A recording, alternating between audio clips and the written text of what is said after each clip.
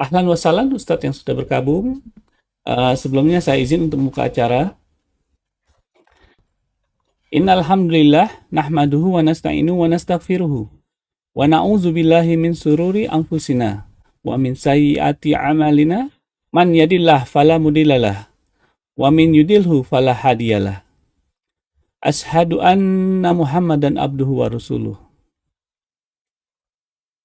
Pertama-tama mari kita panjatkan puji syukur kehadirat Allah Azza wa Jalla yang telah begitu banyak memberikan nikmat sehat, umur, dan kesempatan kepada kita, sehingga kita masih dapat berkumpul untuk menuntut ilmu pada siang hari ini. Salawat dan salam juga kita panjatkan kepada Nabi Muhammad SAW beserta keluarga dan para sahabatnya. Ahlan wassalam Bapak Ibu Ikhwani fillah rahimakumullah yang sudah bergabung ke dalam kajian online MTI Rasuna Epicentrum. Sesaat lagi kajian akan segera dimulai. Namun sebelum dimulai kami menghimbau agar para jamaah untuk tetap tenang selama kajian berlangsung. Kemudian bagi akhwat dilarang membuka kamera. Kemudian apabila ada pertanyaan dapat menuliskan pertanyaan di kolom chat. Insya Allah akan kami bacakan. Kami pun menghimbau kepada hadirin yang hadir saat ini untuk dapat memberikan dukungan dakwah pada hari ini dengan berinfak ke rekening Majelis Tholabul Ilmi yang tercantum pada layar.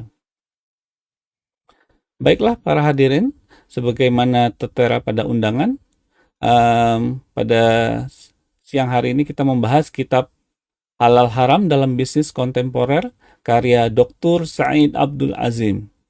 Insya Allah akan dibimbing oleh Ustaz Amin Nurbait Hafizahullah Ta'ala. Tanpa memperpanjang waktu, kami persilakan pada Ustaz untuk memulai. Tafadhol maskur Ustaz. Assalamualaikum warahmatullahi wabarakatuh.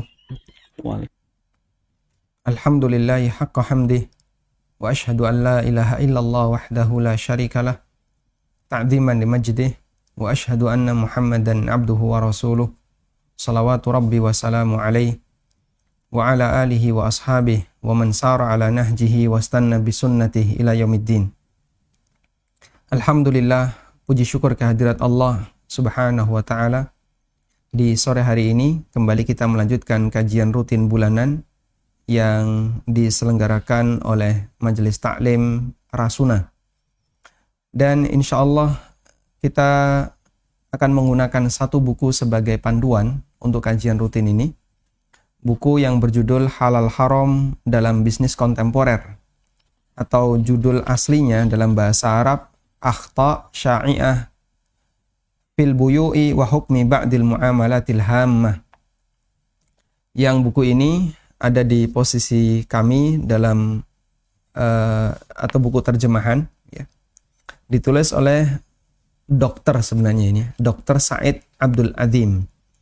Karena saya mencari biografi penulis, walhamdulillah kita telah temukan bahwa beliau adalah seorang dokter dan lulusan kedokteran di Universitas Iskandariyah, Mesir pada tahun 1978. Dan karena beliau memiliki kemampuan dalam masalah agama yang cukup dominan, sehingga beliau menjadi khatib tetap di Masjid Al-Fatah, Mustafa, di daerah Mustafa Kamil di Iskandariyah, Mesir. Dan beliau juga sering sekali melakukan perjalanan dakwah seperti ke Qatar, Perancis, Italia, Yunani, dan yang lainnya. Beliau memiliki banyak sekali karya tulis dalam bidang agama. Di antaranya adalah buku yang kita jadikan sebagai acuan. Beliau juga punya beberapa buku seputar masalah muamalah seperti Yamhaqullahu Riba, buku yang berjudul tentang masalah riba. Kemudian beliau juga punya buku untuk para karyawan, al-muwaddaf, para karyawan agar mereka bertakwa kepada Allah Ta'ala, dan beberapa karya-karya yang lainnya tentang masalah agama. Tayyib. Dalam buku ini beliau banyak sekali membahas tentang masalah transaksi dan praktek jual beli kontemporer. Seperti diantaranya adalah asuransi, kemudian tentang bursa saham, lalu beliau membahas tentang masalah pasar uang, kemudian beliau juga membahas tentang masalah bank konvensional, dan seterusnya. Insya Allah akan kita bahas secara bertahap. Semoga Allah memberikan kesabaran, karena jika buku dengan tebal sekian dibahas secara bulanan dalam kajian yang kurang lebih hanya 1,5 jam, mungkin butuh waktu hitungan tahun ya. Butuh waktu hitungan tahun. Semoga para jamaah bisa bersabar untuk bisa mengikutinya sampai selesai. Baik, langsung kita buka bagian muqaddimah. Bagi yang sudah punya bukunya, silahkan dibuka mulai halaman 1. Saya gunakan share konten. Alhamdulillah kita tadi sudah scan buku ini, scan sebagian ya, sehingga insya Allah tidak sampai melanggar hak cipta. Di bagian muqaddimah.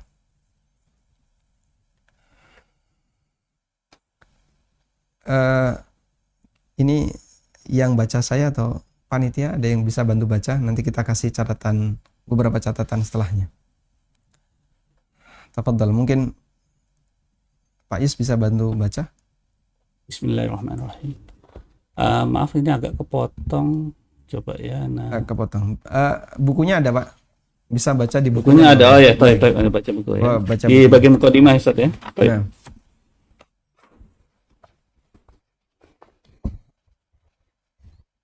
Bismillah. Walhamdulillah wassalatu wassalamu ala Rasulullah wa ala alihi washabihi wa min alahu wa man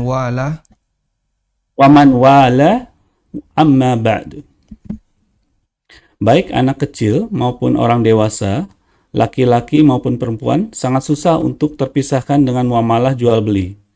Jual beli ini terwujud dalam tingkat individu, sebagaimana juga terwujud dalam tingkat negara dan kelompok.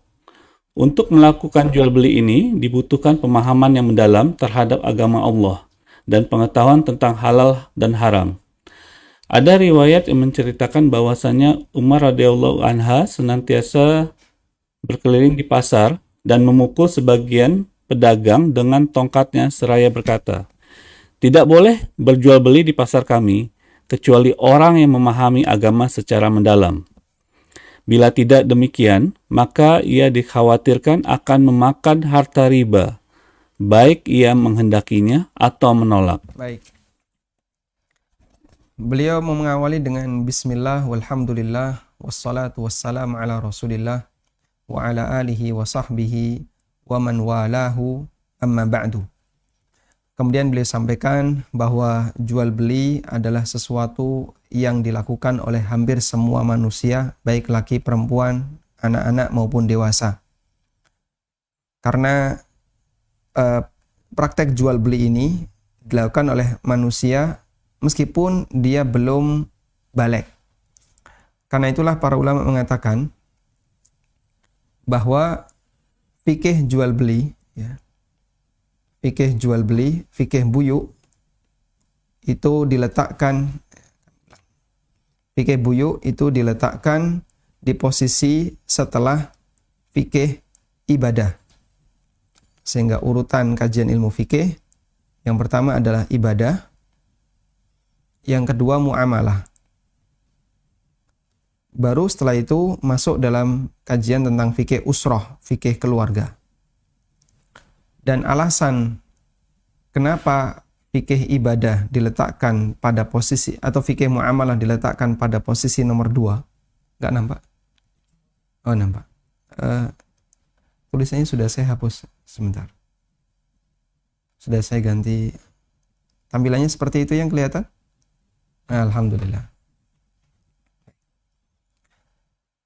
Dan kenapa fikih muamalah di posisi nomor 2 setelah fikih ibadah, bukan fikih usrah yang di posisi nomor 2? Para ulama mengatakan karena praktek muamalah yang dilakukan oleh manusia itu mendahului praktek mereka dalam berkeluarga. Orang sudah bisa bermuamalah meskipun dia belum waktunya menikah. Ya, misalnya dia di usia SD, SMP, SMA. Dia sudah melakukan muamalah meskipun dia belum menikah.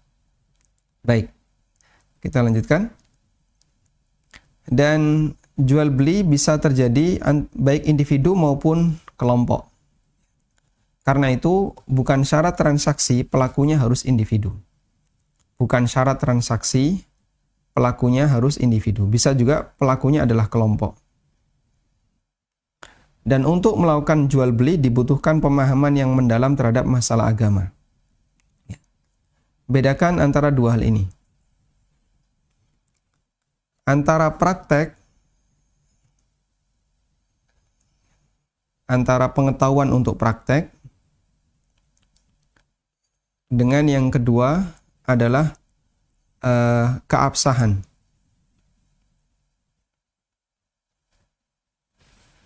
Untuk sebatas praktek jual beli, ini insting manusia, dia sudah dibekali untuk melakukan praktek seperti ini.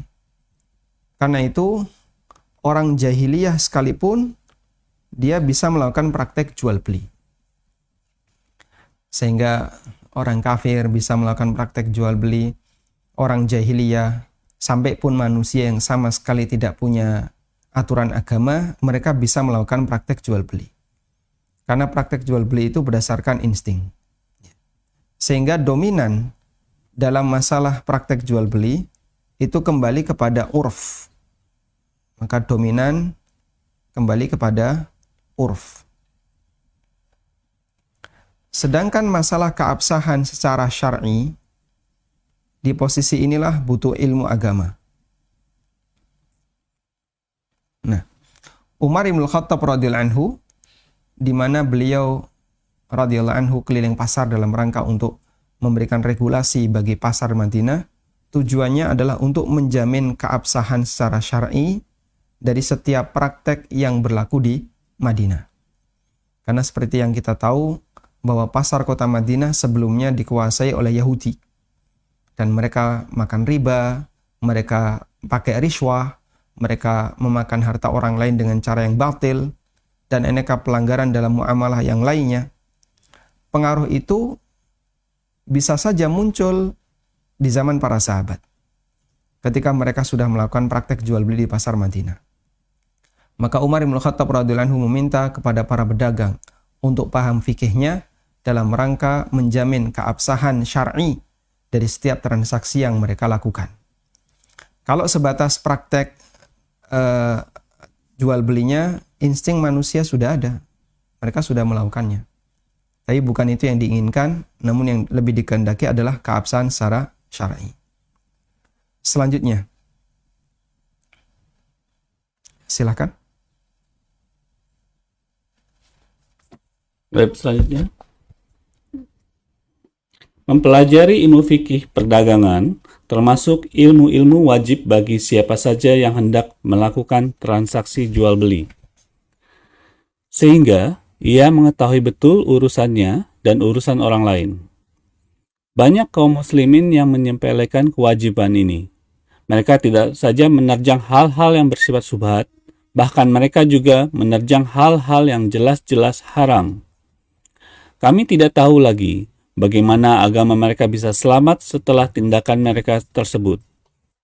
Sebab telah dimaklumi bersama bahwa tidaklah sekerat daging yang tumbuh dari barang haram, melainkan api neraka lebih berhak atasnya. Rabb kita adalah zat yang maha baik dan hanya menerima yang baik-baik saja. Sesungguhnya bila Allah mengharamkan sesuatu, maka dia juga mengharamkan hasilnya. Sebagaimana hal tersebut tertera dalam berbagai hadis.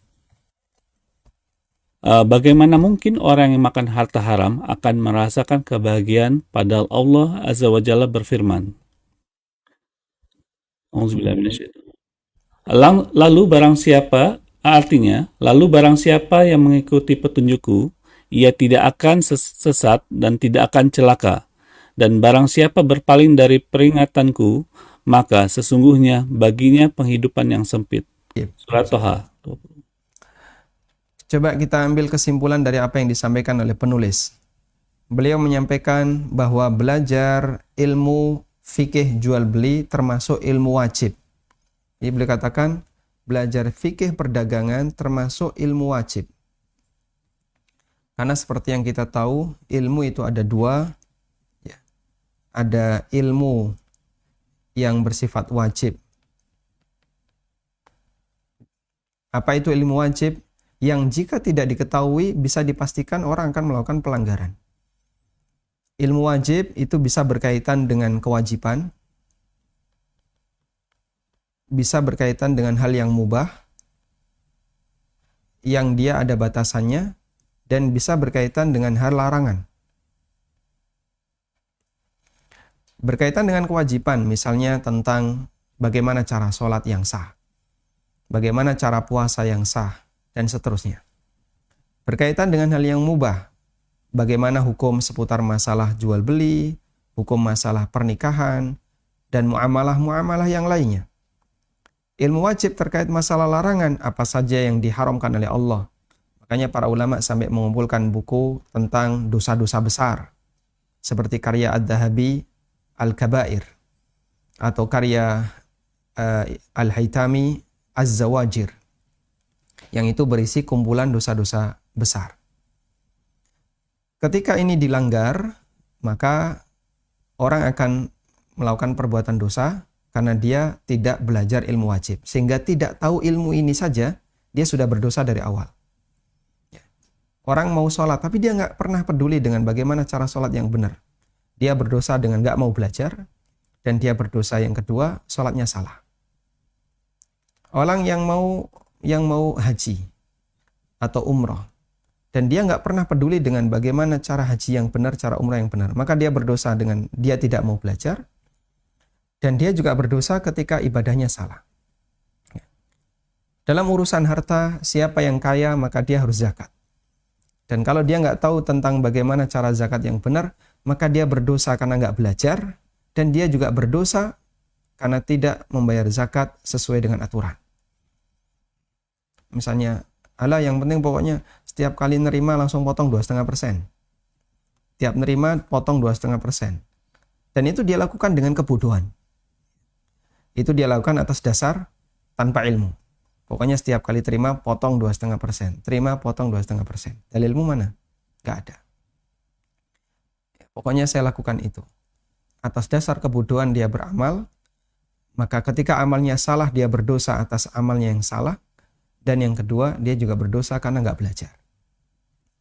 Itu konsekuensi ketika orang tidak belajar ilmu wajib.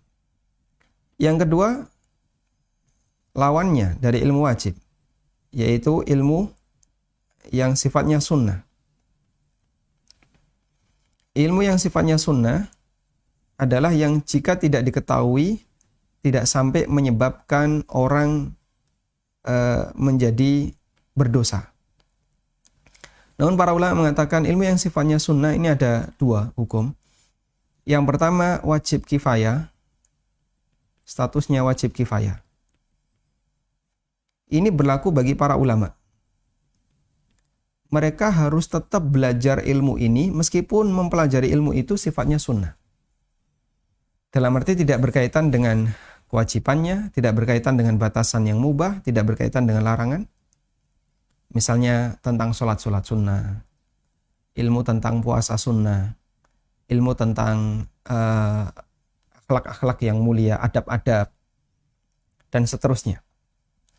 Tapi para ulama punya kewajiban. Kalian harus tetap belajar dalam rangka apa? Mereka punya kewajiban untuk tetap belajar dalam rangka untuk melestarikan. Dan itu tugas mereka. Tentang khilaf di antara para sahabat. Perbedaan pendapat di antara para sahabat. Kemudian beberapa rincian satu hukum tertentu yang itu sifatnya anjuran, kalaupun dilanggar tidak sampai menyebabkan orang berdosa. Itu harus lestari, harus tetap bertahan di tengah umat. Maka ulama punya tanggung jawab untuk mempelajarinya. Ini tugas tambahan bagi mereka. Yang kedua, bagi masyarakat umum.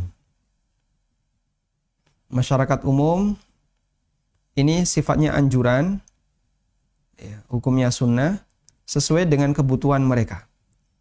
Sehingga kalau misalnya mereka tidak tahu, tidak sampai berdosa, dan kalaupun keliru, di situ tidak sampai menyebabkan dosa karena di posisi ini, kalaupun dia tidak mengamalkan, dia tidak berdosa, mengingat sifatnya anjuran. Baik. Ini kurang lebih gambaran ilmu dilihat dari hukumnya.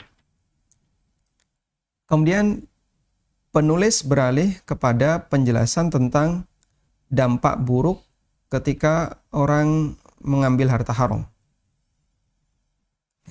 Banyak kaum muslimin yang menyepelekan kewajiban ini, yaitu tidak belajar tentang fikih buyuk, fikih jual beli, jadi tidak tahu batasan halal haram. Seperti realita yang kita jumpai di tengah masyarakat. Kayaknya hal yang lumrah, biasa, orang itu bermain di dunia asuransi, di dunia riba, dan mungkin bisa kita rasakan sebelum dakwah tentang muamalah itu tersebar di masyarakat. Ya, gerakan-gerakan anti riba begitu semarak. Sebelum ini, ya, bolehlah saya sebut angka, sebelum tahun 2010. Yang namanya utang riba hal yang biasa. Bahkan dia sudah ngaji, kenal sunnah sejak tahun 2002, 2000, mulai semarak kajian-kajian sunnah kan sekitar tahun 2000-an. Ya, 2000-an ke atas, kajian-kajian sunnah mulai terbit kembali dan semarak di Indonesia. Tapi mereka belum bahas masalah muamalah. Jadi praktek KPR, praktek leasing, hal yang biasa. Dan itu dilakukan oleh mereka sebelum kajian masalah ini semarak. Begitu kajian ini mulai semarak, mulai banyak orang mengenal, ya, banyak mereka yang berhijrah. Sehingga sekian puluh tahun kita itu menyepelekan masalah ini. Sekian puluh tahun. Hitungannya tahunan. Mereka tidak saja menerjang yang syubhat, bahkan mengambil yang jelas haram. Tapi ada sebagian yang nggak tahu. Dan sekarang walhamdulillah Allah bukakan untuk kita. Sehingga begitu dekat ya kajian-kajian masalah muamalah. Di YouTube juga banyak, tinggal pilihannya mau belajar atau tidak. Tinggal kembali kepada kemauan, mau belajar atau tidak. Dan itu kita rasakan juga oleh para talibul ilmi yang ada di Indonesia, para asatidah yang ada di Indonesia. Masya Allah, betapa mudahnya sekarang orang bisa dapat ilmu. Sampai ada pernyataan yang disampaikan oleh Syekh Dr. Abdul Aziz Ibn Rais Ar-Rayyis, hafizahullah. Di zaman sekarang, untuk menjadi seorang mujtahid itu relatif lebih mudah dibandingkan masa silam. Wahwa kama qala, dan benar apa yang beliau sampaikan. Orang untuk bisa meneliti sebuah hukum. Apa hukum ini? Masya Allah. Kalau dulu, dia harus berangkat ke perpustakaan.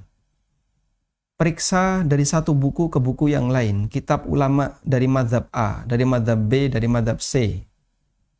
Lalu nanti perbandingannya adalah mazhab-mazhab yang lain. Dari kitab-kitab yang lain. Baru bisa disimpulkan. Oh, menurut Hanafiyah seperti ini, menurut Malikiyah seperti ini, menurut Syafi'iyah kayak gini, alasannya seperti ini, menurut Hambali kayak gini, kesimpulan yang rajih seperti ini. Itu bisa butuh waktu bulanan untuk hanya membahas satu masalah. Namun sekarang nggak butuh seperti tidak dilakukan dengan cara seperti itu. Orang lebih praktis langsung tulis di internet, searching, Google yang bekerja. Nah, kemudian Google menampilkan hasil. Mazhab A mengatakan demikian, mazhab A, karena buku-buku sudah diunggah semuanya, banyak sekali yang diunggah ke internet, bukan semuanya, banyak yang diunggah ke internet.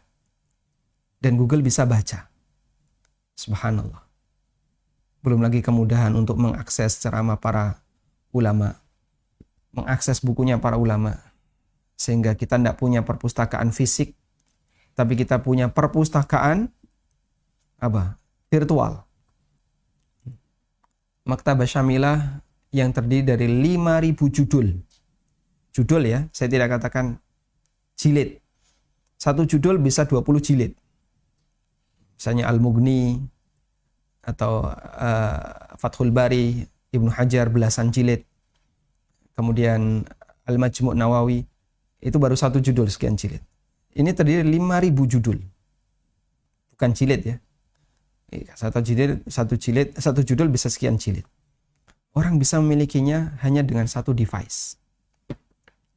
Dia bisa ketik-ketik dan dia bisa menemukan hasil. Subhanallah. Betapa mudahnya, kata beliau, orang berijtihad di masa sekarang. Dan hal yang sama juga dirasakan oleh kaum muslimin secara umum.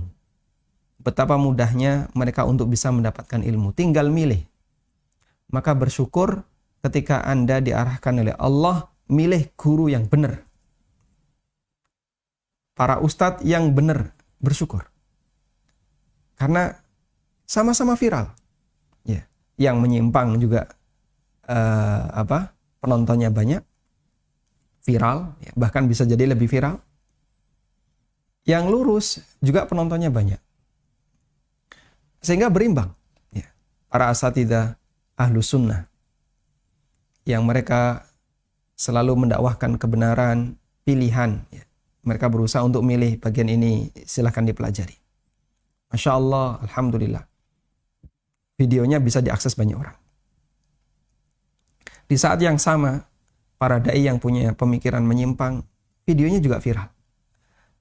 Jadi kita tinggal milih mau mana yang akan ditonton. Dan salah satu di antara anugerah Allah Subhanahu wa taala, sebagaimana kata Imam Ayyub As-Sakhtiyani, seorang ulama tabi'in, beliau mengatakan, "Inna min ijlalillahi ala abdihi." Bagian dari cara Allah Subhanahu wa taala memberikan anugerah yang mulia kepada hambanya yang dia masuk Islam atau yang dia baru saja mengenal Islam. Ayyuqayyidahullahu bi'alimin sunni, ketika Allah taala berikan dia seorang guru alim Ahlus Sunnah. Sehingga Allah bimbing dia melalui para asatidzah Ahlus Sunnah. Itu anugerah yang besar jemaah. Baik. Kemudian beliau sampaikan, kami tidak tahu lagi bagaimana agama mereka bisa selamat setelah tindakan mereka tersebut, yaitu mengambil harta haram. Karena seperti yang kita tahu, pengaruh harta haram itu memberikan dampak buruk kepada agama setiap hamba.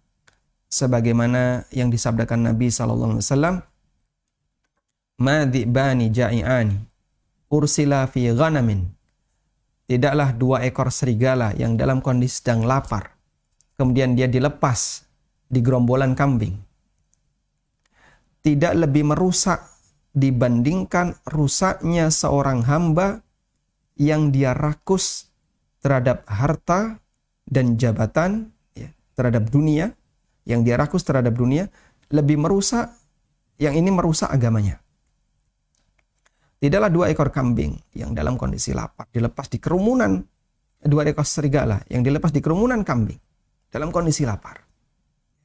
Itu lebih merusak dibandingkan rusak yang ditimbulkan kepada agama seseorang disebabkan karena dia rakus terhadap dunia, harta, dan jabatan. Ya. Dan realita itu bisa kita lihat. Betapa orang merusak agamanya disebabkan karena dunia.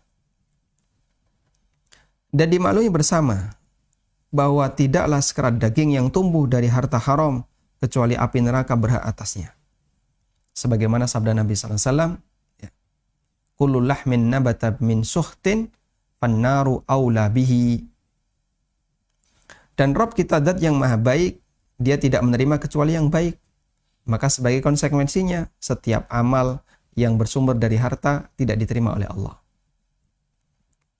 Dan ketika Allah mengharamkan sesuatu, maka Allah haramkan hasilnya. Sebagaimana disebutkan dalam hadis dari Ibnu Abbas radhiyallahu anhuma, "Innallaha idza harrama syai'an harrama thamanah." Allah ketika mengharamkan sesuatu, Allah haramkan hasilnya. Dan bagaimana mungkin orang yang makan harta haram akan merasakan bahagia? Sementara Allah katakan, "Wa man a'rada 'an dzikri fa inna lahu ma'isyatan dhanka." Siapa yang berpaling dari peringatanku, maka dia akan mendapatkan kehidupan yang sempit. Berpaling dari peringatan Allah artinya dia melanggar peringatan Allah dengan cara gak peduli, gak mau belajar. Atau yang kedua, dia tahu tapi dia langgar. Baik. Coba sekarang kita hitung ya. Ada berapa dampak buruk harta haram yang disebutkan oleh penulis dalam mukaddimah ini? 1. Merusak agama. Coba kita catat di sini ya. Dampak buruk harta haram.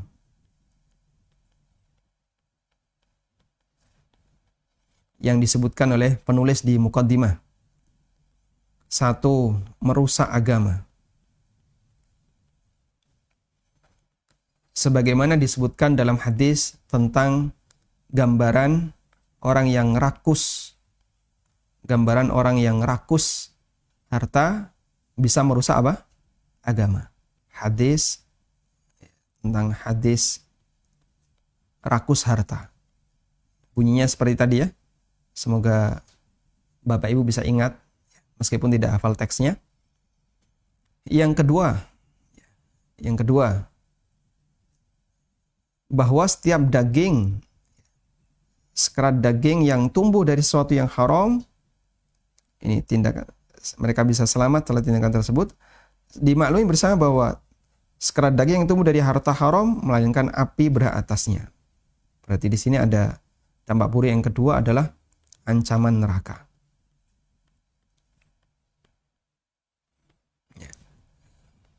Sebagaimana hadis tentang, dalilnya ini hadis tentang daging tumbuh dari yang haram. Dari yang haram. Baik. Yang ketiga, lihat yang ketiga. Allah Maha baik dan Allah hanya menerima yang baik. Amaliyah harta tertolak. Tidak diterima. Sebagaimana disebutkan dalam hadis, innallaha thayyibun la yaqbalu illa thayyiban. Disebutkan dalam hadis, Allah Maha baik. Tidak menerima kecuali yang baik. Yang keempat. Ketika Allah mengharamkan sesuatu, Allah haramkan hasilnya. Turunannya haram.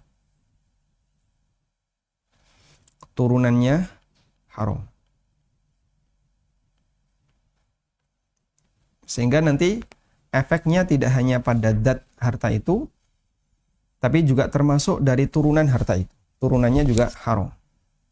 Sebagaimana dalam hadis, ketika Allah mengharamkan sesuatu, Allah haramkan hasil penjualannya. Yang kelima, dia tidak bisa bahagia seperti yang disebutkan di surat Thaha ayat 124, "Wa man a'rada 'an dzikri fa innalahu ma'isyatan dhanka." Kebahagiaan terancam. Dan betul apa yang beliau sampaikan, karena bisa kita lihat orang yang mengumpulkan harta dari sesuatu yang haram, ada banyak ancaman di dunia, hartanya dibinasakan oleh Allah, yamhaqullahu riba. Kemudian dia akan terasa tertekan karena tidak bisa menggunakannya secara bebas. Barangkali cerita yang mungkin Bapak Ibu sudah sering dengarkan ya. Ada orang yang dia membeli Pajero ya. Itu di usia 60-an ke atas. Setelah pensiun, ketika ditanya, kok baru beli sekarang? Karena dia nggak berani beli sebelum pensiun. Loh kenapa? Takut kalau beli Pajero semasa masih menjabat atau semasa masih berstatus sebagai aparat, sebelum pensiun nanti akan diaudit. Subhanallah. Kalau memang harta itu adalah harta yang halal, tidak ada yang perlu dicurigai, dia nggak perlu untuk ngampet ya, nahan diri. Mau beli mobil mewah harus nahan terus, baru bisa beli. Padahal keinginannya sudah lama. Coba kalau dia mati sebelum pensiun. Dia kumpulin harta yang haram. Wallahu alam asalnya dari mana, tidak tahu.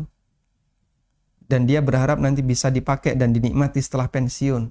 menjelang mau menikmatinya mati. Sudah, dia pasti dosa, menanggung akibatnya, sementara dia nggak bisa menikmatinya. Dan orang seperti ini kan seperti kucing-kucingan kan, punya harta ketakutan, akhirnya di atas namakan orang lain.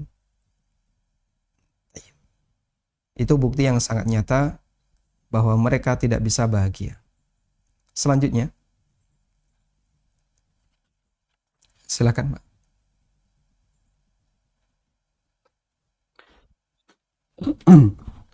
Al-Baqarah ayat 2, ayat 278 sampai 279, artinya, hai orang-orang beriman, bertakwalah kepada Allah dan tinggalkan sisa riba yang belum dipungut jika kamu orang-orang beriman.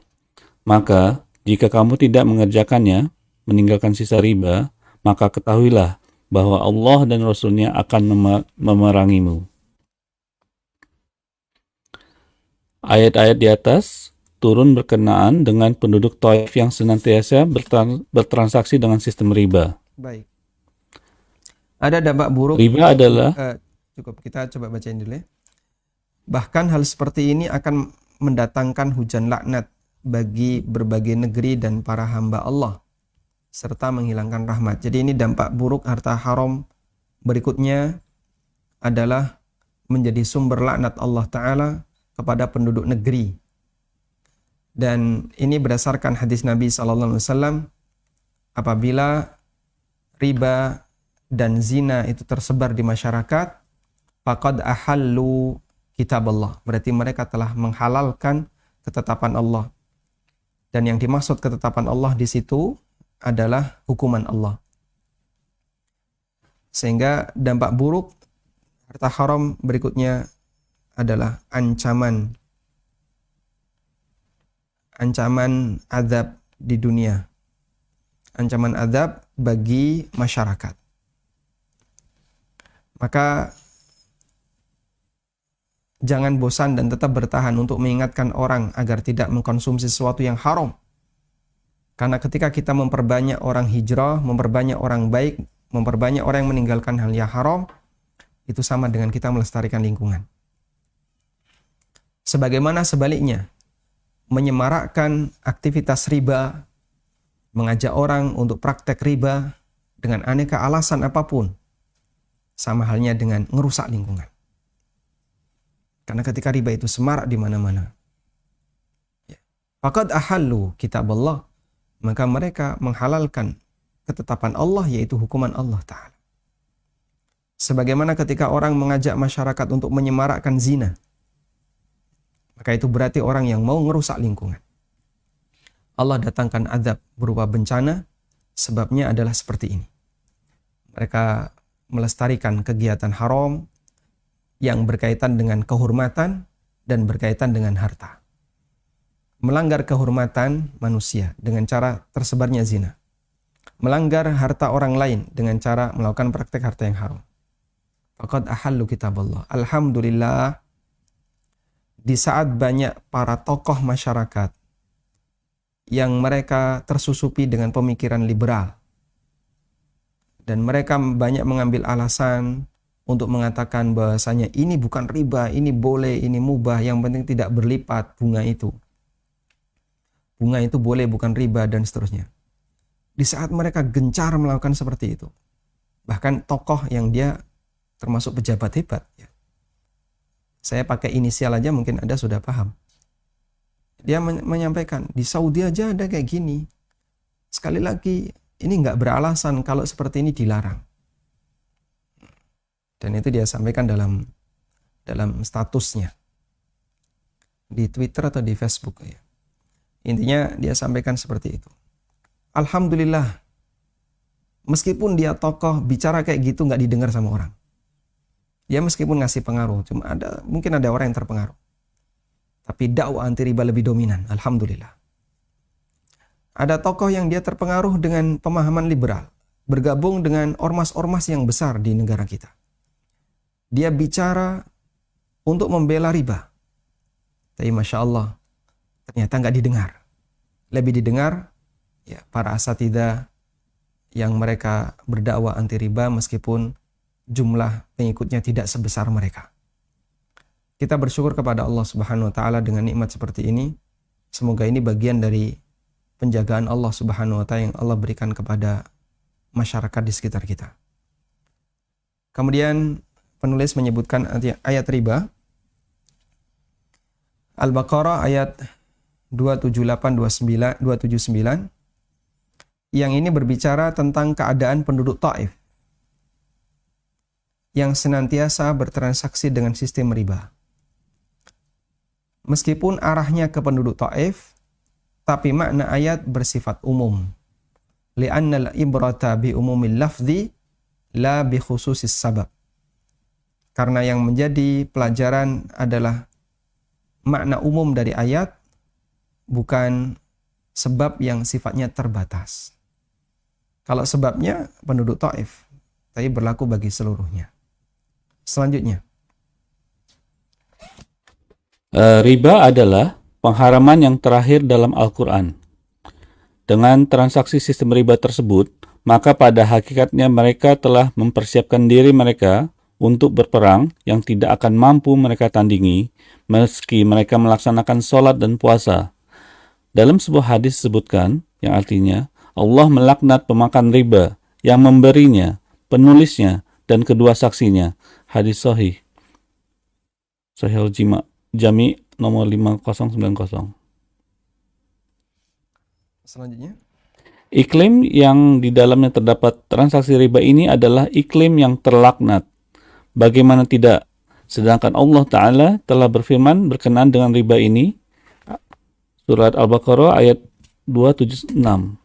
Yang artinya Allah memusnahkan riba dan menyuburkan sedekah. Dan Allah tidak menyukai setiap orang yang tetap dalam kekafiran dan selalu berbuat dosa. Baik. Insya Allah cukup jelas dari apa yang disampaikan oleh penulis. Dan kita sering menyampaikan peringatan seperti ini tentang bahaya riba yang merupakan bentuk dosa yang sangat besar dalam masalah muamalah. Ada banyak sekali ancaman yang diberikan, mulai dari pantangan perang, ancaman neraka, laknat dari Allah Subhanahu wa taala dan seterusnya. Termasuk diantaranya adalah Allah akan binasakan, yamhaqullahu riba. Allah binasakan riba. Tayyib.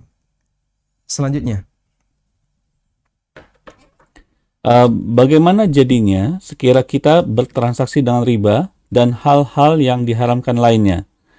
Kita menjadikan yang haram menjadi halal dan yang haram menjadi halal. Pada saat itulah tak ada yang lain kecuali kita menanti berbagai musibah dan bencana serta ujian. Allah Ta'ala berfirman, Al-Isra ayat 16 yang artinya, dan jika kami hendak membinasakan suatu negeri, maka kami perintahkan kepada orang-orang yang hidup mewah di negeri itu supaya mentaati Allah. Tetapi mereka melakukan kedurhakaan dalam negeri itu, maka sudah sepantasnya berlaku terhadap yang perkataan, ketentuan kami, kemudian kami hancurkan negeri itu sehancur-hancurnya. Baik, sebagai tambahan, tadi hadis yang saya singgung yang itu semakna dengan ayat ini ya. Diriwayatkan oleh Al-Hakim dalam kitabnya Al-Mustadrak. Diriwayatkan oleh Al-Hakim dalam kitabnya Al-Mustadrak dari Ibnu Abbas radhiyallahu anhuma. Rasulullah sallallahu alaihi wasallam bersabda, "Idza dhahara az-zina war riba fi qaryatin faqad ahallu bi anfusihim adzaballah."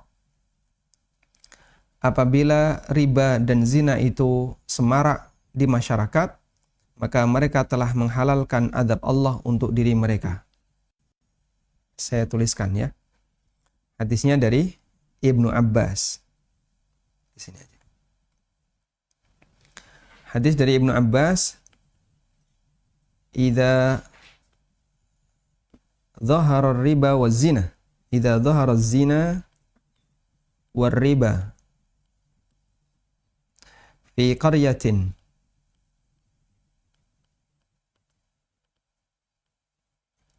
faqad ahallu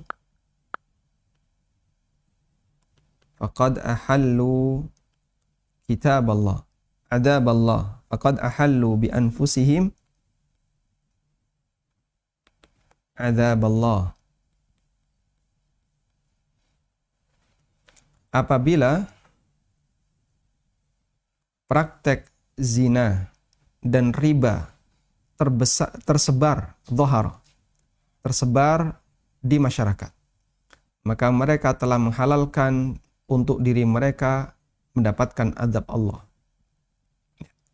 Hadis riwayat Al-Hakim dalam Al-Mustadrak, rawahul Hakim.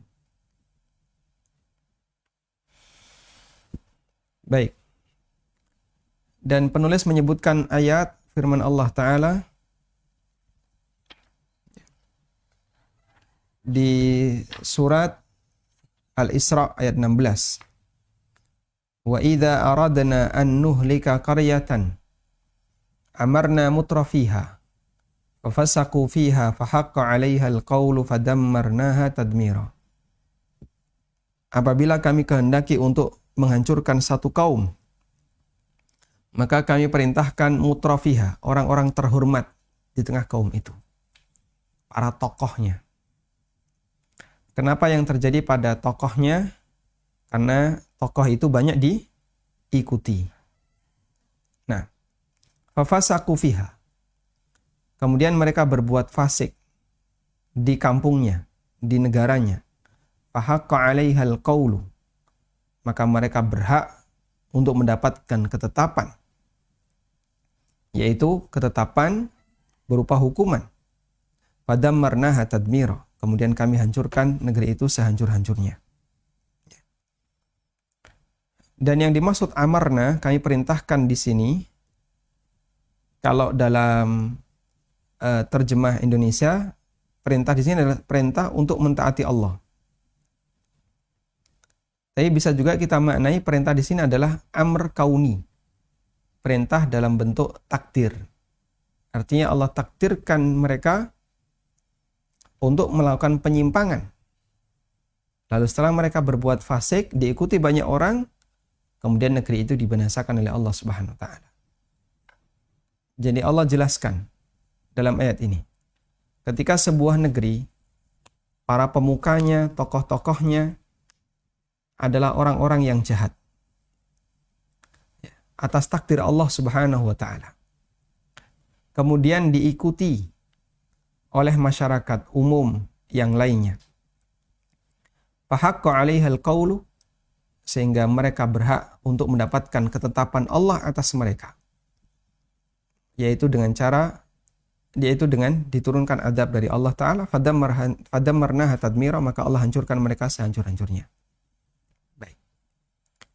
Dan ini terjadi di masa silam, karena untuk umat Muhammad sallallahu alaihi wasallam, kebinasaan itu tidak diwujudkan oleh Allah dalam bentuk sebagaimana umat di masa silam, yang mereka ada yang ditelan bumi, ada yang dilempari batu, ada yang kena dikasih banjir, ada yang dikirim petir, angin, sampai mereka semuanya hancur. Umat Muhammad sallallahu alaihi wasallam Allah lindungi dari seperti ini, meskipun yang sifatnya keseluruhan, meskipun mereka terkadang mendapatkan azab yang sifatnya parsial. Sehingga kadang terjadi di tempat A, terjadi di tempat B. Tapi tidak keseluruhan. Kalau dulu kan habis. Sehingga umatnya Nabi Nuh habis. Umatnya Nabi Lot habis. Habis semuanya. Umatnya Nabi A, Nabi B, Nabi Saleh, umatnya Nabi Hud, mereka dibinasakan oleh Allah. Tapi untuk umat Muhammad SAW itu tidak merata. Namun ini dijadikan sebagai peringatan bagi mereka, agar orang-orang kafir itu menjadi takut. Karena seperti yang kita tahu, musyrikin Quraisy yang memusuhi Nabi SAW, termasuk juga orang Yahudi, mereka dibinasakan oleh Allah dengan cara apa? Kalah perang. Ya. Maka para ulama mengatakan, para nabi di masa silam, umatnya yang bangkang dibinasakan oleh Allah dengan cara mereka dihancurkan oleh Allah. Sedangkan Nabi Muhammad SAW, mereka yang membangkang, mereka dibinasakan oleh Allah Ta'ala melalui tangan nabinya SAW. Dengan cara kalah perang. Baik, artinya begini. Dari sisi ini kalau kita bicara hukuman itu ditinjau dari sisi nilai psikologis ya. Kalau Anda dizolimi, lalu Anda lapor ke si A yang dia bisa menyelesaikan. A, saya dizolimi B. Akhirnya A yang memberikan hukuman. Mana B? Ini B. B langsung ditembak. Mati misalnya. Dan Anda menyaksikan kejadian itu. Mungkin kita akan merasa senang. Ya. Kita akan merasakan senang. Atau B dihukum sama A. Kita merasakan senang. Kenapa? B dihukum sama A. Yang kedua, Anda dizolimi. Lalu Anda lapor B. Saya dizolimi A. Nah, kemudian oleh A, mana B? Itu. Baik. Ini kamu pegang kayu ini, pukul A. Kita sendiri yang disuruh untuk balas. Sudah? Dari sisi ini, mana yang kira-kira lebih kalau boleh saya katakan mendatangkan kepuasan?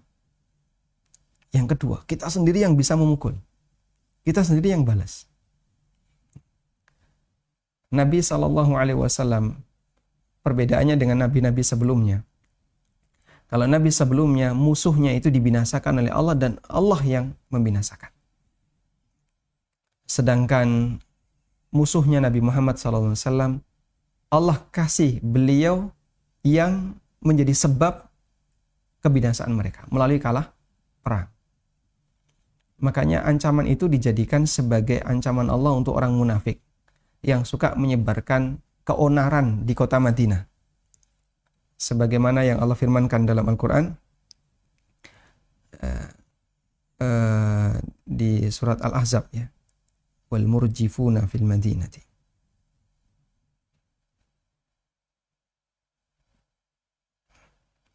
Ada di surat Al-Ahzab ayat 60. Allah berfirman, la illam yantahil munafiquna walladzina fi qulubihim maradun wal murjifuna fil madinati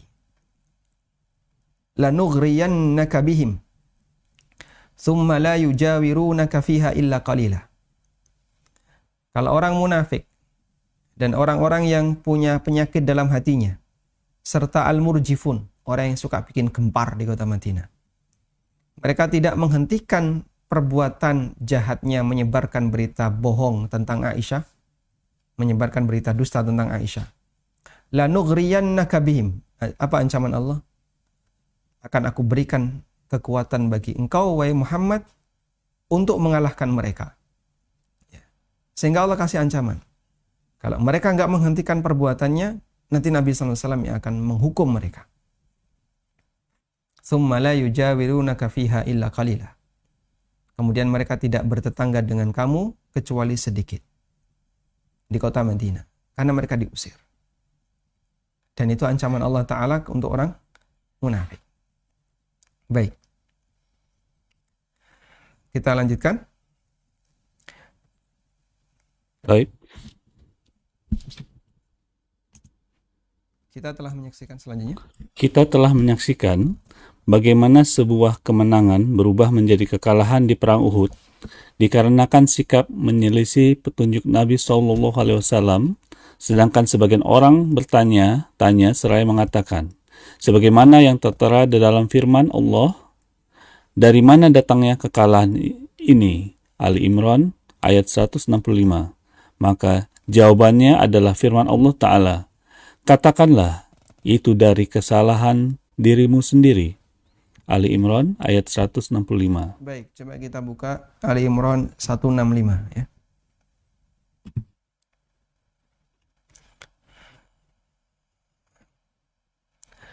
Ali Imran di 165 Allah Subhanahu wa taala bercerita tentang kejadian perang Uhud.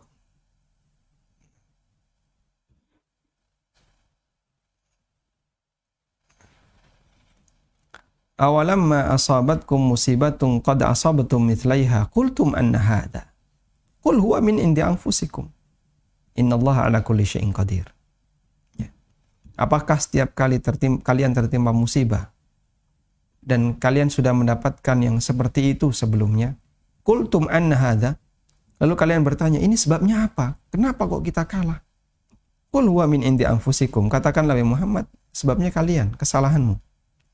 Jadi gara-gara satu kemaksiatan, ya, tidak nurut sama Nabi sallallahu alaihi wasallam dalam satu masalah, bisa menjadi sumber kekalahan. Dan itu yang dilakukan oleh siapa? Orang yang bertugas untuk memanah. Nabi sallallahu alaihi wasallam sudah berpesan, apapun yang terjadi jangan turun. Apapun yang terjadi, jangan turun.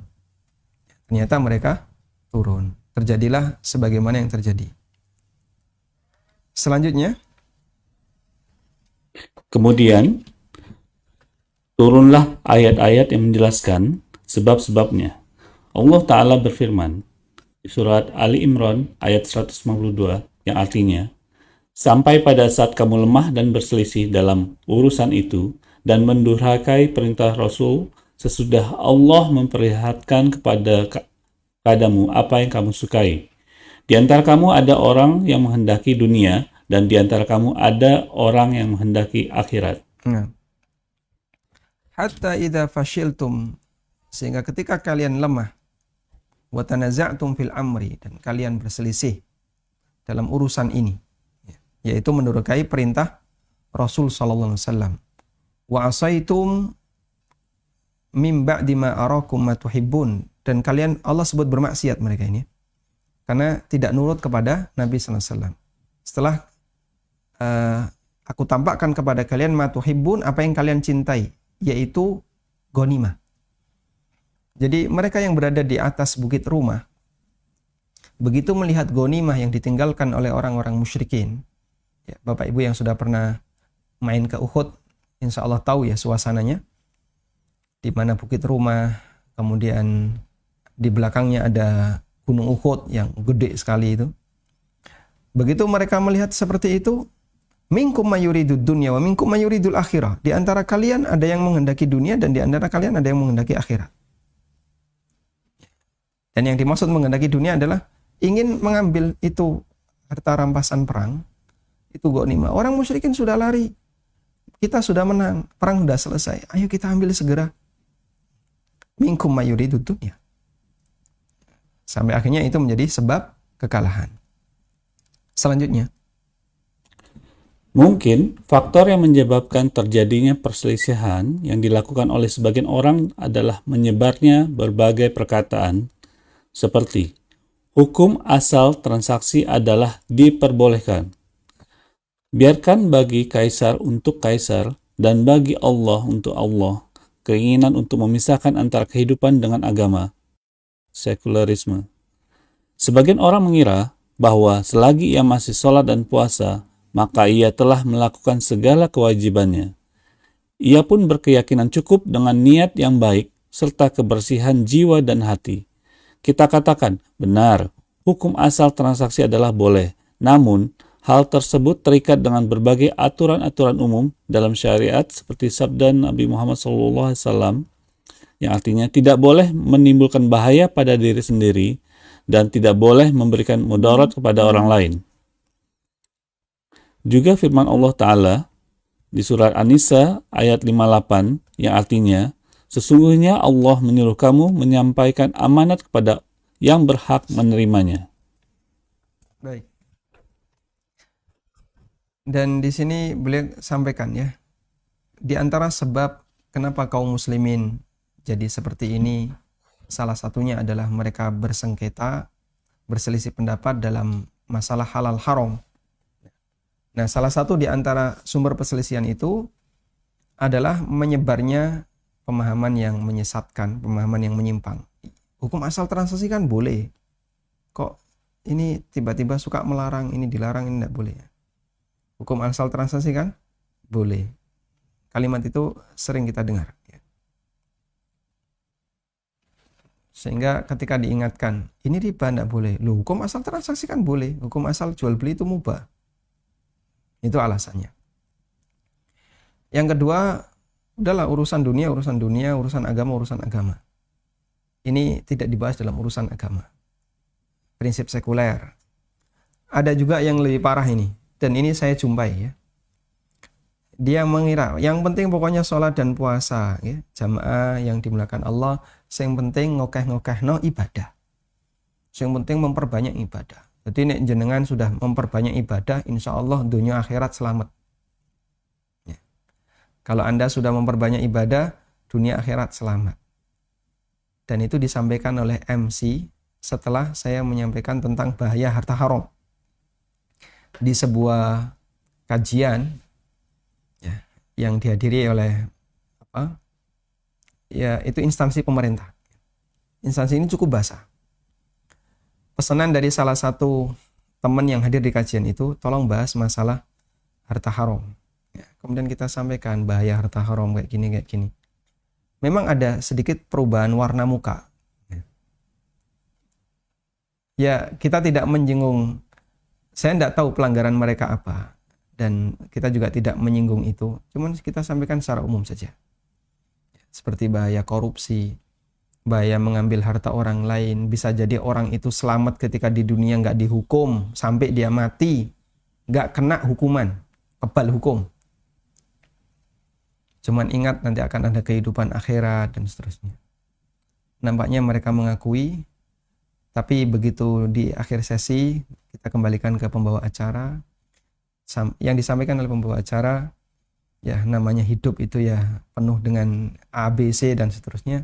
Yang penting pokoknya kita tahajud, sholat 5 waktu, banyak-banyak ibadah, insya Allah surga. Ya sudah mentah semua. Dan bayangan seperti itu banyak. Bahkan di antara mereka nggak malu ya. Punya harta haram dan dia tahu itu haram. Udahlah nanti dipakai haji atau umrah kan hilang. Dosanya habis. Ditinggal di Mekah. Subhanallah. Masya Allah. Ada pemahaman kayak gitu. Dan ada juga yang punya pemahaman kalau dizakati jadi suci.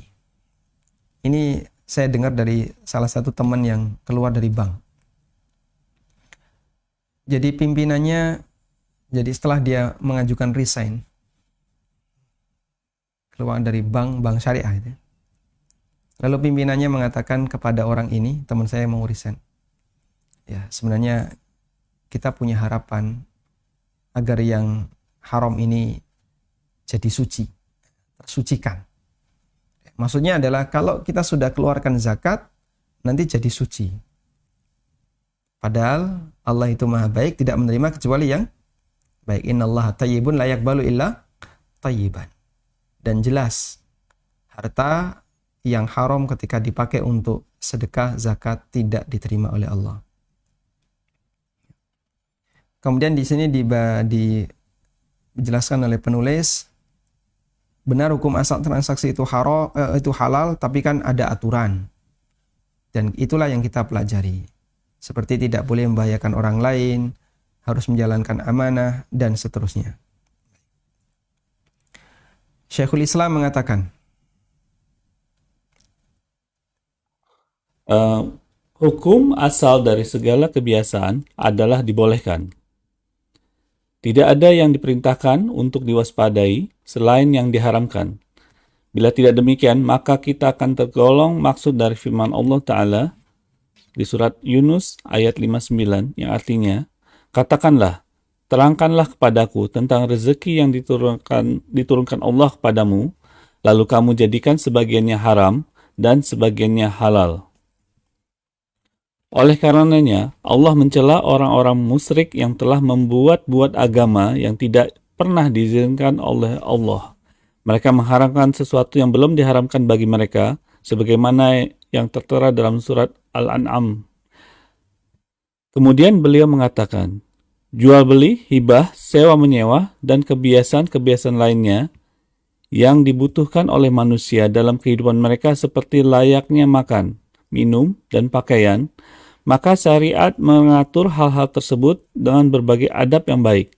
Syariat mengharamkan segala yang mengandung kerusakan, mewajibkan segala yang memang harus dilakukan, membenci segala sesuatu yang seharusnya tidak dilakukan, dan menganjurkan segala yang mengandung kemaslahatan dalam berbagai bentuk kebiasaan, kadar, dan macamnya. Baik. Walhamdulillahirabbil alamin. Insyaallah cukup jelas dari apa yang beliau sampaikan. Jadi betul hukum asal segala sesuatu itu halal. Hukum asal muamalah itu mubah, hukum asal adat itu diperbolehkan, namun semuanya ada aturan. Sehingga aturan itulah yang kita pelajari dan bagian ini jangan sampai dilanggar. Karena kalau kemudian hukum asal mubah, terus kita seenaknya sendiri dalam menetapkan ini boleh, ini tidak boleh, yang halal diharamkan, yang haram dihalalkan, nanti malah masuk di surat Yunus ayat 59. Celaan yang diberikan oleh Allah kepada orang musyrik yang mereka suka ngubah-ngubah hukum. Sehingga mereka membuat aturan agama yang tidak diizinkan oleh Allah. Mereka mengharamkan sebelum diharamkan dan mereka menghalalkan apa yang sudah diharamkan. Ya. Kan mereka mengharamkan yang tawaf di Ka'bah nggak boleh pakai baju. Karena bajunya pernah dipakai maksiat. Akhirnya tawaf sambil telanjang. Mereka juga mengatakan onta yang ini tidak boleh disembelih, harus dibiarkan. Di saat yang sama mereka makan bangkai. Dan mereka bilang ini yang nyembelih Allah. Maka harus kita makan bangkai. Masya Allah ya. Sampai syubhat yang mereka sampaikan kepada kaum muslimin. Kalian itu aneh. Hewan yang kalian sembelih, kalian makan. Hewan yang disembelih Allah, kalian nggak mau makan. Maksudnya bangkai. Coba kayak gitu. Jadi mereka kan pakai logika juga kalau ngomong kayak gini. Cuman jadinya mengubah hukum. Wallahu ta'ala alam. Wassallallahu ala nabiyyina Muhammadin wa ala alihi wa sahbihi wasallam. Jazakallahu khair Ustaz Sunnah atas ilmu dan nasihat yang telah disampaikan. Barakallahu fiik. Kami informasikan untuk Bapak Ibu yang belum memiliki buku bisa langsung pesan melalui anbstore.id. Tapi Ustaz, Ana izin lanjutkan ke sesi tanya jawab ya Ustaz. Tafadhol, silakan. Tapi para jamaah apabila ada yang ingin bertanya langsung bisa melakukan raise hand, klik tombol raise hand di aplikasi Zoom atau juga bisa mengetik di kolom chat. Izin bacakan pertanyaan pertama Ustaz. Ini pertanyaan dari Abu Dhabi. Bismillah. Izin bertanya, bagaimana agar dosa yang dilakukan berjamaah seperti dosa riba yang sudah sedemikian merebak di masyarakat kita tidak berimpak pada diri kita yang sudah berusaha menghindari dosa, berusaha bertakwa. Sebatas apa kita bisa berusaha agar tidak menimpa kita dan keturunan kita? Apalagi di tengah pandemi seperti ini. Ana yakin ini karena dosa kita yang teramat banyak. Mohon nasihatnya Ustaz. Nah, jadi setiap dosa akan memberikan dampak buruk. Baik di dunia maupun di akhirat. Kecuali yang diampuni oleh Allah subhanahu wa ta'ala. Sebagaimana yang Allah firmankan dalam Al-Quran. Zaharal fasadu fil barri wal bahri bima kasabat aydin nas. Telah nampak berbagai macam kerusakan di darat dan di lautan disebabkan karena kasabat aydin nas, apa yang dilakukan oleh tangan manusia yaitu perbuatan maksiat. Dan Allah Subhanahu wa taala juga menyebutkan di ayat yang lain, walau yu'ajjilullahu an-nasa bima kasabu ma taraka 'ala dhahriha min dabbah. Andaikan Allah taala menyegerakan semua hukuman disebabkan karena perbuatan dosa manusia, maka tidak akan tersisa makhluk yang bisa hidup di muka bumi. Kata Ibnu Mas'ud radhiyallahu anhu, sampai semut yang ada di dalam rumahnya, ya, yang masuk ke dalam rumahnya, dia terkena imbas dari azab itu disebabkan karena maksiat manusia. Andaikan Allah berkehendak untuk menghukum setiap perbuatan dosa manusia. Dan Allah katakan di ayat yang lain, wa ya'fu an katsir. Allah banyak memaafkan. Artinya di antara dosa-dosa itu tidak Allah wujudkan dalam bentuk hukuman. Allah maafkan manusia. Baik. Karena itu untuk yang sifatnya kolektif, yaitu dosa yang sistemik, ya, yang itu hampir menyeluruh, seperti praktek riba, kemudian pelanggaran-pelanggaran syariat yang ada di dunia pemerintahan. Kemudian juga pelanggaran-pelanggaran yang terjadi pada sistem kebudayaan masyarakat. Yang kita bagian dari itu. Maka ittaqullaha mastata'tum, bertakwalah kepada Allah semampunya, jangan ikut-ikutan. Sekalipun ketika itu diwujudkan dalam bentuk hukuman, kadang kita juga terkena pengaruhnya. Maka yang bisa kita lakukan adalah kita ajak diri kita dan keluarga kita, ku anfusakum wa ahlikum nar, dan kita menjangkau siapapun orang yang bisa kita jangkau untuk bersama-sama kita jadikan orang baik. Seperti yang bisa kita saksikan jamaah, begitu COVID ini melanda Indonesia, kemudian kita bisa saksikan banyak orang yang meninggal dunia, tapi masih banyak orang yang debat, saling bermusuhan. Sehingga tidak hanya dampak buruknya berupa penyakit, tapi juga termasuk sakit hati. Kita sakit 2 kali. Selanjutnya bagaimana? Hindari semua potensi fitnah. Jangan malah menambah ketegangan. Yang kedua, mari kita memperbanyak orang baik di negara kita. Mari kita perbanyak orang baik di negara kita. Sehingga daripada sibuk melayani debat, lebih baik kita sibuk memperbanyak orang baik. Ya, sebisa mungkin yang bisa kita lakukan. Wallahu a'lam. Baik. Jazakallahu khair, barakallahu fiik Ustaz.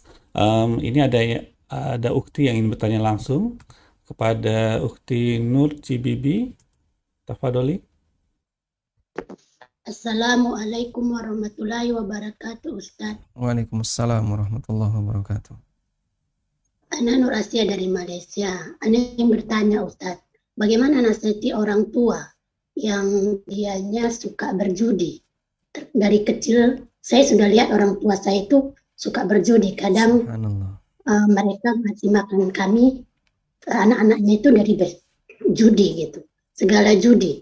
Judi biliar, judi kartu, dan judi. Sampai saya pun hafal permainan judi itu.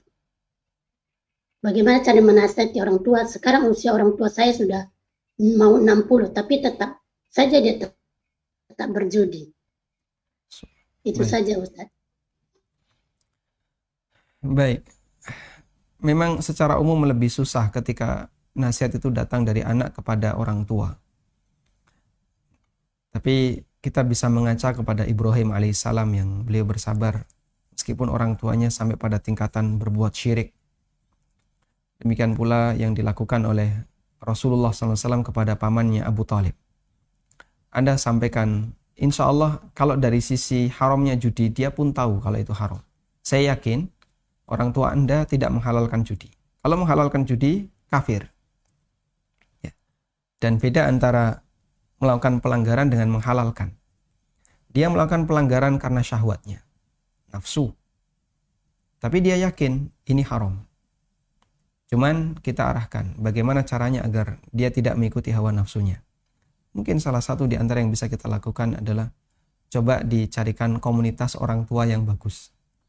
Ya. Sehingga misalnya mau nggak dibiayai untuk misalnya ikut kajian, nanti dikasih duit sama anaknya. Nah, kalau kemudian itu bersedia, walhamdulillah. Jadi secara bertahap kita lakukan. Dan anak insya Allah lebih paham tentang bagaimana cara yang paling tepat untuk mempengaruhi bapaknya. Sehingga mungkin dari jalur siapakah orang yang paling disegani oleh bapak di kalangan keluarga. Oh, dia paling takut sama Pak D. Maka melalui Pak D, dakwah itu datang. Lewat Pak D sampaikan, melalui Pak D laporkan ke Pak D, biar dia jadi cerah. Dan kalau memang susah, ya putus sumber pendapatannya, biar tidak punya penghasilan, sehingga tidak punya bekal untuk judi. Ini salah satu pengalaman teman di Jogja.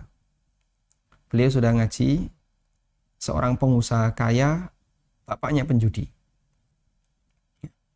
Nah, saat dikasih uang, pasti dipakai judi. Akhirnya dikasihkan dalam bentuk barang, ya, sembako dan itu pun kadang kecolongan. Sembakonya dijual untuk dipakai judi, masya Allah. Allahul musta'an. Baik, dan jangan lupa doakan semoga Allah kasih perubahan. Amin. Jazakallahu khair, barakallahu fiik Ustaz atas nasihatnya. Ustaz, ini sudah jam 5:16. Apakah boleh satu pertanyaan atau dua pertanyaan lagi, Ustaz? Baik, yang terakhir. Yang terakhir ya, Ustaz. Oke, baik. Assalamualaikum warahmatullahi wabarakatuh. Waalaikumsalam warahmatullahi wabarakatuh. Izin bertanya, apakah boleh bertransaksi cryptocurrency seperti Bitcoin? Lalu bagaimana kalau Forex? Lalu bedanya dengan transaksi saham bagaimana Ustaz? Jazakumullah khair. Jazakumullah khairan. Semua yang disebutkan bermasalah ya. Cryptocurrency ini gorornya sangat besar dan jelas itu permainan uang karena tidak ada sesuatu yang ditransaksikan. Dia beli apa? Beli Bitcoin. Bitcoin itu apa? Ya kayak gitu. Pokoknya kayak gitu. Sudah, saya pengen ngerti wujudnya. Bisa nggak dimakan? Nggak bisa. Bisa dimanfaatkan? Nggak bisa. Hanya bisa bertahan sebagai properti digital. Terus kamu dapat untung dari mana? Ya kalau harganya naik untung, kalau harganya turun rugi. Subhanallah. Naik turunnya karena apa? Karena berita. Naik turunnya itu karena berita itu. Bitcoin, Ethereum, dan aneka cryptocurrency yang lainnya. Naik turunnya cuma karena berita. Itu kalau komunitasnya sudah bosen, lalu mereka semuanya meninggalkan Bitcoin, sudah hancur. Ya, sekarang masih digandrungi sama komunitasnya, sehingga masih bertahan. Tapi kalau komunitasnya sudah bosen, mereka tinggalkan, ya sudah, wassalam. Ya, sehingga jelas gorornya besar. Forex, judi. Ya. Karena kan taruhan ya. Siapa lawan siapa? Bandar ya, lawan konsumennya, nasabahnya. Lalu yang jadi acuan adalah indeks mata uang. Nah, indeks mata uang fluktuatif, tidak jelas. Trading saham juga mirip seperti itu, meskipun tidak separah forex. Tapi para ulama menyebut ini seperti kasino. Intinya praktek seperti ini, meskipun kita belum bisa jelaskan detail, kesimpulannya adalah semuanya gorornya besar-besar, sehingga kami tegaskan mohon untuk tidak diikuti. Wallahu a'lam. Wa sallallahu ala nabiyyina Muhammadin wa ala alihi wa sahbihi wa sallam. Wa akhiru da'wana alhamdulillahi rabbil alamin. Jazakumullah khairan Ustaz atas ilmu dan nasihatnya. Semoga nasihat dan ilmu yang disampaikan dapat kita amalkan sehingga menjadi ilmu yang bermanfaat. Bapak Ibu rahimakumullah, kami ucapkan terima kasih atas kehadirannya dan dukungannya terhadap program dakwah MTI Rasuna Epicentrum. Kemudian agar berlangsungnya program dakwah dapat berjalan seterusnya, maka kami membuka pintu amal soleh untuk Bapak Ibu untuk berinfak dengan mengirimkan infaknya langsung ke rekening Majelis Thalabul Ilmi yang tercantum di layar. Kami pun menyampaikan beberapa informasi, diantaranya kajian online berikutnya insya Allah akan dilaksanakan pada hari Sabtu tanggal 24 Juli pukul 1 siang bersama Al-Ustaz Azhar Khalid bin Saif LCMA Hafizahullah Ta'ala. Dan kami sampaikan juga informasi yang akan diselenggarakan secara rutin oleh MTI Rasuna Epicentrum yang dapat Bapak Ibu ikuti setiap bulan dan setiap pekannya, yaitu program sedekah Jumat yang diselenggarakan rutin setiap hari Jumat, dan juga program santunan pendidikan bagi para penghafal Quran yang berstatus yatim, piatu, dan duafa. Baiklah, para hadirin, terima kasih atas perhatiannya. Kami mohon maaf apabila terdapat kekurangan dalam penyampaian dan ucapan. Sampai jumpa di kajian MTI berikutnya. Baik, kita tutup majelis ini dengan membaca doa kafaratul majelis. Subhanaka Allahumma wa bihamdika asyhadu an la ilaha illa anta astaghfiruka wa atubu ilaik. Wabillahi taufiq wal hidayah. Wassalamualaikum warahmatullahi wabarakatuh. Waalaikumsalam warahmatullahi wabarakatuh.